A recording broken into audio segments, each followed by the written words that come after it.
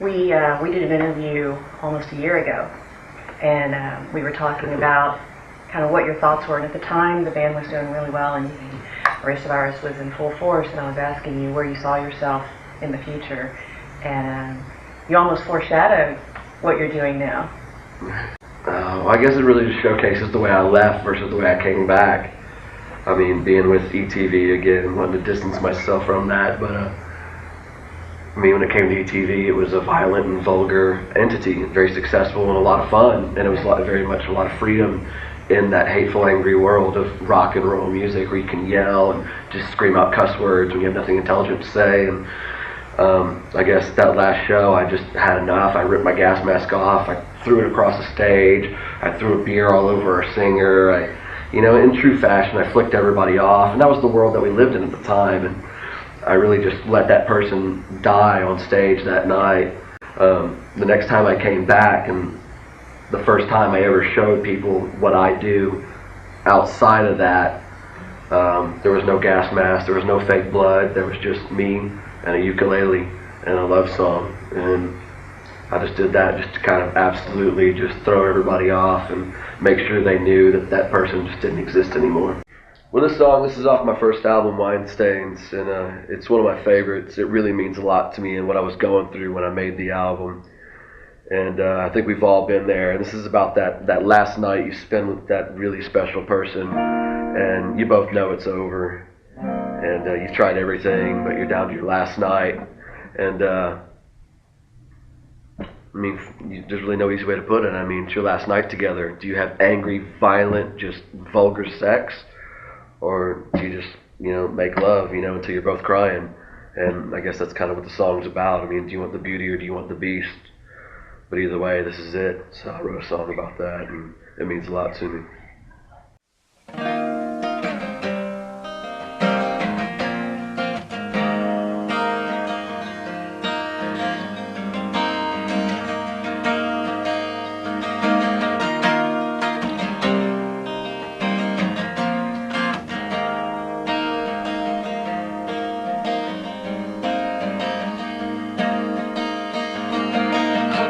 That you're leaving, but it's so deceiving. You hold me in your arms.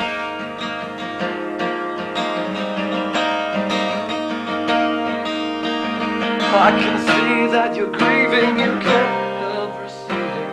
Stare with the longing in your eyes.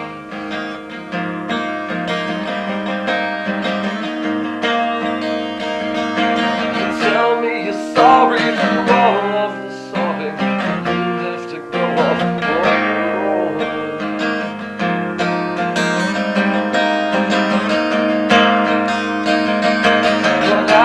till morning, please just hold me and make you feel alright.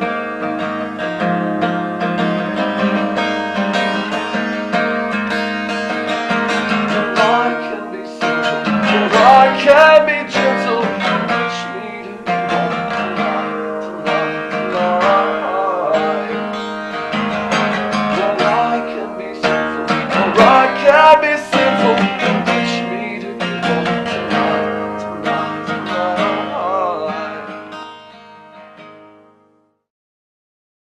So what inspired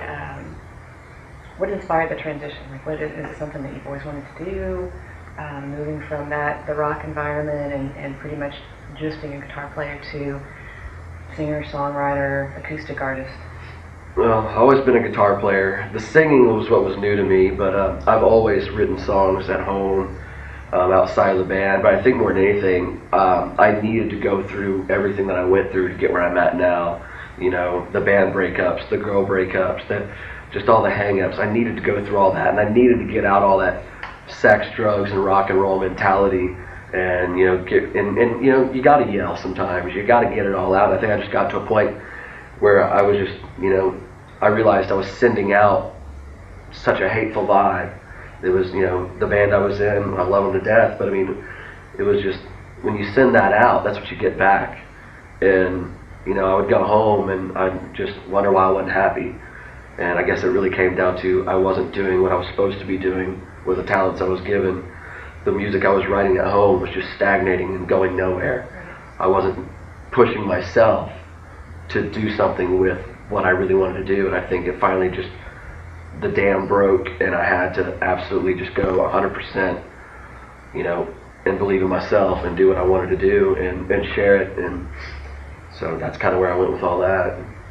It's awesome. Yeah, it's such a stark transition. It was fun. It's a stark difference, yeah, and it's been awesome, and it's been very, very well received, as you know. Have you gotten radio play yet? Not yet. You know, again, I'm a big supporter of our local radio has done great things like 94.5 The Buzz. Right. AD, thanks, he's always supported me, and Scout Bar and Thomas and all them. They've shown me nothing but love, and I think everybody's ready for me to take my music to the next level. I think so too. I've heard reports of it being played at different, like some cafe in Austin. One of my friends was there this week, and they're like, they're playing your CD. I'm like, that's great and all, you know, great. But you know, everyone, you know, take the CD, share it, burn it. I really don't care. Just enjoy the music, and if it ends up on the radio, great. If not, who cares? I'm having a blast doing it, and if I just keep love and positive thoughts, you know, and after that, people are either going to enjoy the music, they're not, they're going to take from what they want, but whatever's supposed to happen will happen, and the more love and more positive vibes I put out there, that seems to be what's coming back to me now. The karma is just, it's been great. The people around me have been amazing.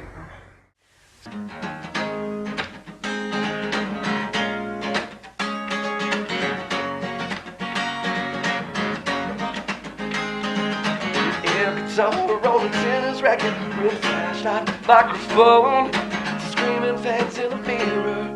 By the record I painted gold. I've been the king of rock to the king of pop, and everything in between. But in my room you never know, cause I'm the best you've never seen. I turned dad's old time into a guitar strap, and a black milk crate into a Fender amp. It seems I always knew what I wanted to be. Like you're in the shower, and dance like you're all alone. Cause when you think no one's watching, then you really let it go. So sing like you're in the shower, and dance like you're all alone. Cause when you think no one's watching, then you really let it go. I walked across to the kitchen floor, painted my face like a kiss. There's no luck in the whole wide world, but I'd end up like this. One of the coolest things I think, in my opinion, about your music is that it's so diverse and that it's so real. I think you're absolutely right when you say that it's something that everyone can identify with, and that country music seems to be following in that same suit. So, congratulations on your success. Thank you very much. And, you know, here's some more. You're amazing. Thank you, Katrina. You're welcome. I'm not a star. Somebody lied, I got a chopper in the car. I got a chopper in the car. I got a chopper in the car. Yippee-ki-yay, motherfucker. All right, look here. I got a couple of little questions for you guys, all right? So Big Richard, all right? You guys are Big Richard. You look good in your white shirts. A little sweaty. How was the show tonight? Now, type www.bigrichard.com and kick those nasty thoughts. Baby got back.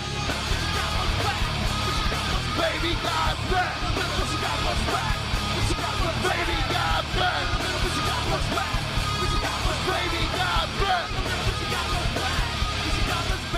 It was pretty good? Pretty good show? It was decent.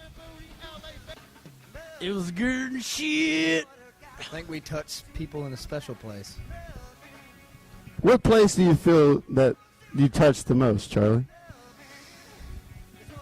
In between the whole lot of fun.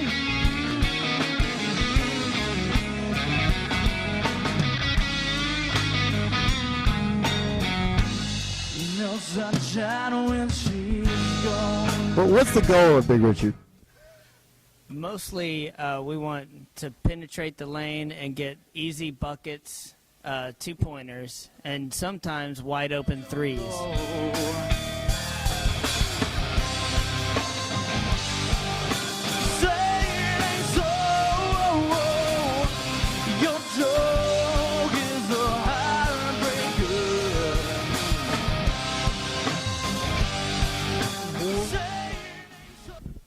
So, Will, you have a problem with wide open threes? You want to talk about it? You know what, man? You got to angle screw it.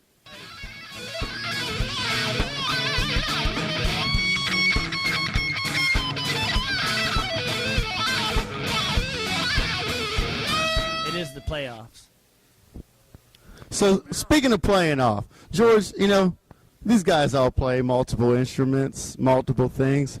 What exactly is it you think that makes you guys play off better than other people's play off?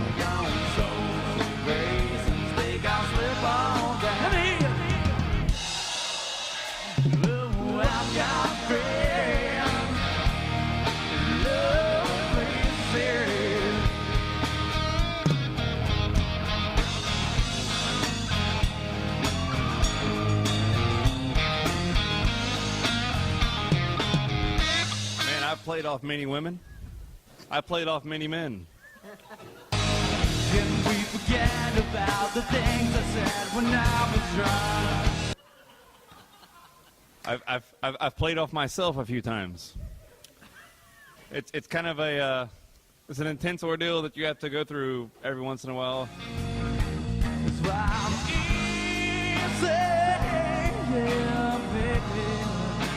I'm easy like a Sunday morning,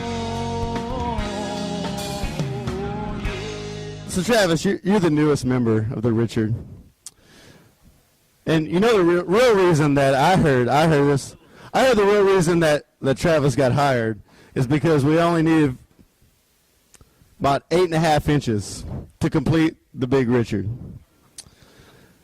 And you had 10. So can you maybe tell us a little something about that? Well, I'm from North Carolina.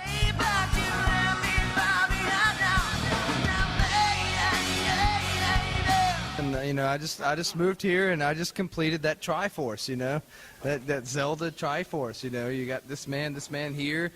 It's kind of like a Voltron thing too, you know. I'm not the top cat, but I'm at least that middle cat, you know. I provide that support. I make them look good. Y'all doing good? Y'all feel pretty good? This is broadcast. We're live on PBS. People have given their hard-earned money for nobody to watch this. Look at that. See that?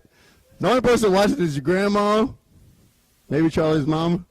Look, they're in. You see? Can you see Charlie's mom out there? Charlie. Public broadcasting. You see your mama there, dude? Hey, hide the beer, dude. Your mom doesn't let you drink.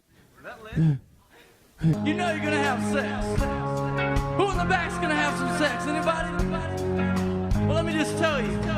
You've been in here dancing around, having a good old time. Make sure you take that shit to the shower. You know, you don't want to have that argument over who smells like onions. Just take it to the shower. You know what I'm saying? We just want to entertain you, you know. Oh, you want to entertain? Would you like to eat some bilgogi? It's hotter than hoochie coochie. My name is Charlie. This is George. We play in a band called Big Richard. We're just hanging out here before the show in the elevator. What do you think about the name Big Richard? What does it mean? It means me. Well, it can't be all you, so what percentage of it is you? I'd say a good 95%. 95%? I'll take the other 4, and I guess the rest of the guys is the other 1%. What do you do in the band? What instrument do you play, sir? Give it up for G3 on the bass guitar.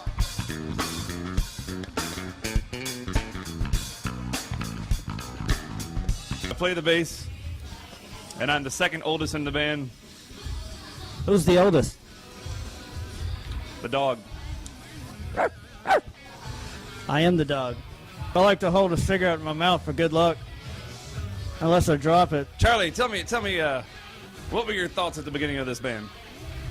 Well, at the beginning, I thought that we sucked. You played out your baptism, and I also right here with this bottle of Steven, away contention, demon.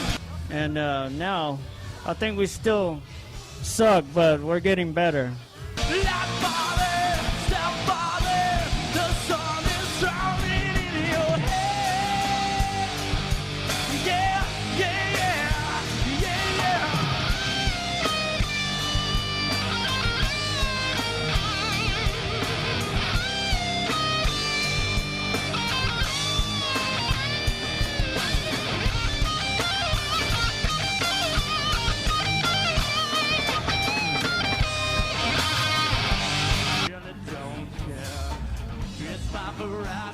tell. They say I'm nasty. My microphone stand just broke. So, I got Travis Comer over here from Big Richard. So, Travis, what instrument do you play?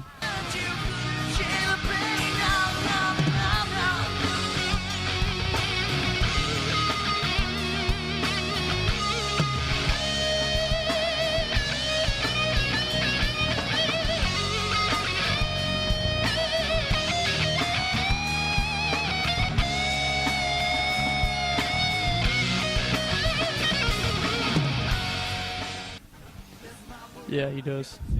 So, what kind of music does Big Richard play? A vast assortment of music. It's like a Sam's Choice.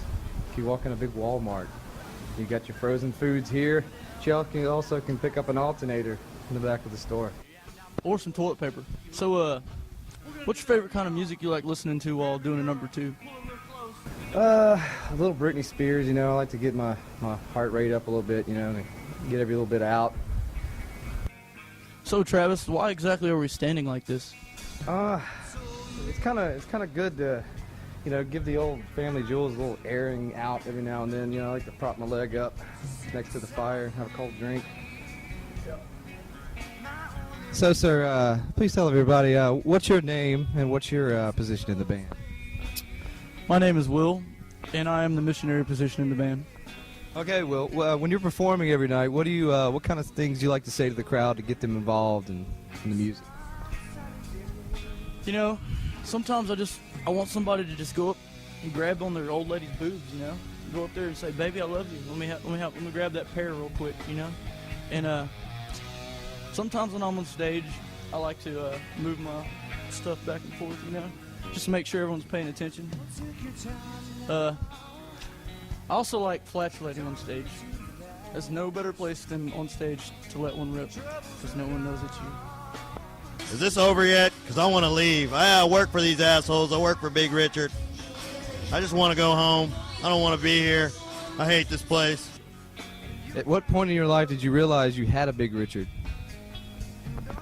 I'm still waiting to realize that. Why are we called Big Richard? Because we all have big wieners. Enough said. Hello, it's Charlie again from Big Richard. Still holding on to this cigarette. So, I'm sitting here with Dwayne. He showed up late, and what's your excuse, sir? Well, there were rabid monkeys and traffic and drug dealers, and I killed all of them. Oh, I'm glad you made it. Did you kill some of these animals too?